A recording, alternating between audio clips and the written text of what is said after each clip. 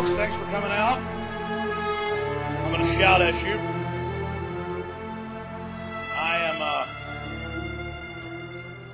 I want to thank you for coming out tonight on this beautiful evening on the 13th. It is absolutely gorgeous sunset out there that we can enjoy through the windows. And it is good to be here at Waterloo Music and Video. And I guess I could rant and rave and give you a speech about the New World Order if you like. Or I could just go ahead and go right to questions and then sign DVDs. What would you guys and gals like? I'm not that tired. I'm not that tired. I'll give you a good rant, sir. Is that your son or daughter? You met her when she was in the womb over on South Congress. Yeah, that's right. You were over there playing the guitar. You over there playing the guitar and singing on South Congress, and your wife was pregnant. That was just 3 or 4 months ago. Boy, she's big. Look at her looking around. Look at that baby. The New World Order wants to be God. If you go back to Nebuchadnezzar 3,500 years ago, or you look at Pharaoh trying to say that all the firstborn children had to be sacrificed, these are all modes of control, and the elite throughout history have always sought to get immortality. I don't know if that's true, but the elites of this planet certainly believe that. And they are operating under that view. So we have to address what their mindset and what their beliefs are. And their stated manifest beliefs are that humanity is a scourge. You know, Endgame covers how the elite believe that they are going to transcend humanity and become their own species. And finally, now it's actually in the mainstream news where they're openly talking about this. It's been in the press quite a bit. Some of you may have heard of it. And then you actually look at the activities of the global elite.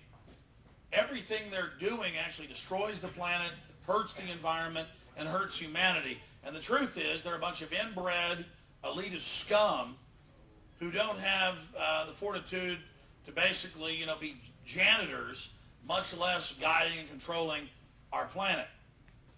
In Endgame, we do cover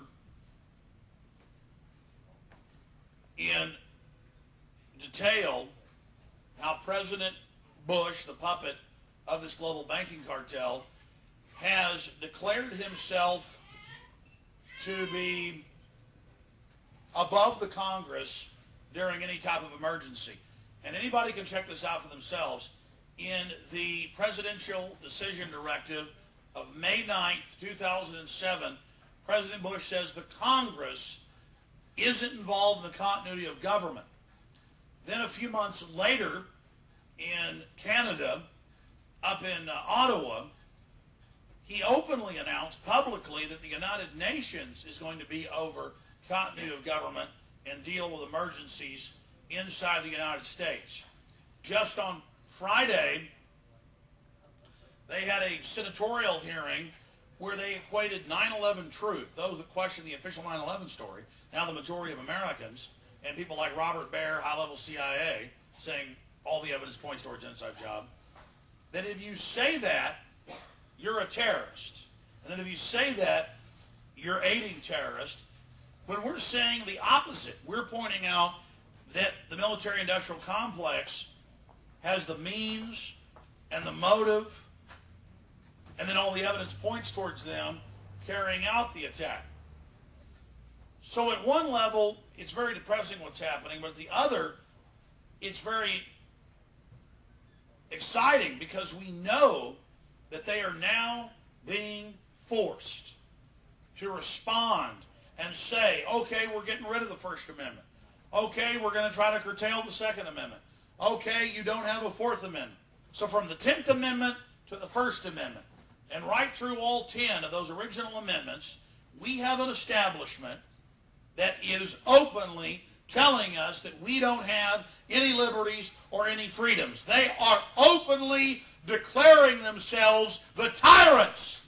They are openly declaring themselves enemies of the people and traitors to this constitutional republic. that type of open declaration of war against free humanity demands an aggressive and sustained response. And that's why I commend you, and I thank you, and I salute you for being here tonight in defense of liberty.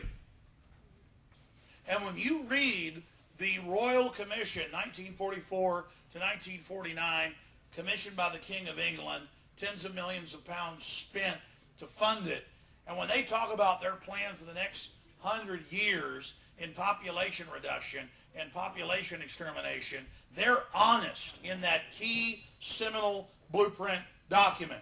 They don't say it's about helping the earth. They don't say it's about helping humanity. They don't say it's about helping little black African children. They say it is about the elites based in Europe, England, and the United States maintaining and expanding their global domination through the central banks.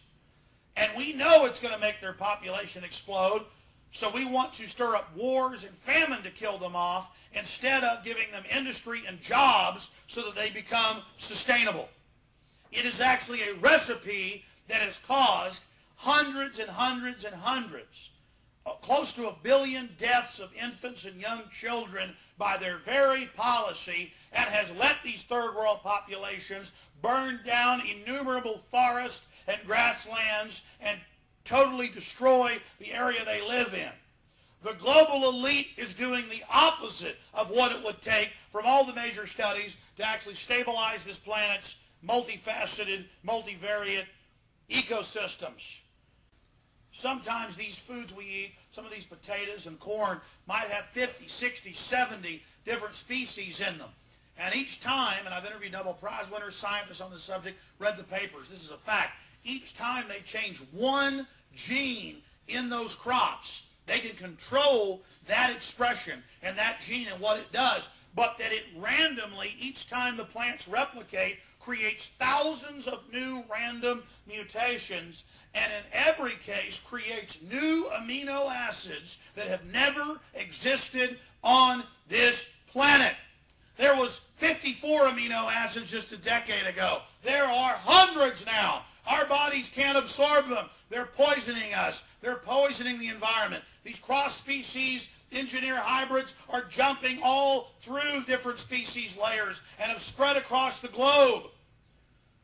Is the global elite worried about all the open-air testing and pollination of these, or are eating them? No. They come to us, and it's covered in Endgame, and tell us that carbon dioxide must have global taxes placed on it. What is carbon dioxide? Water, carbon dioxide, and oxygen are the three main building blocks of life, plus solar radiation, on this planet. Without those three building blocks and the outside solar radiation, there would be complete death on this planet, no life. Plants breathe carbon dioxide. So what do? They come in and declare that a life-giving gas is a poison because it's what animals expel in our respiration. It's what plants breathe. It's attacks on life, on a human footprint, on our lives, with a social worker assigned to each and every one of us to regulate and control what we do and how we live. Meanwhile, the military openly, thousands of times, in one case, dumped 63 million gallons of nerve gas off the coast of North Carolina, covered in this film. Constant genetic engineering, constant cutting down of the rainforest, thousands of true environmental holocaust. And they take our innate concern that we know in our gut for this earth, and they take it and they expropriate it and they focus it into this fraud of a global tax on carbon dioxide. They said 40 years ago they would have taxes on carbon dioxide. First in the 60s, the Club of Rome said, we'll claim there's going to be an ice age if they don't restrict it. Then they said, we'll claim there's man-made global warming, and we'll do it.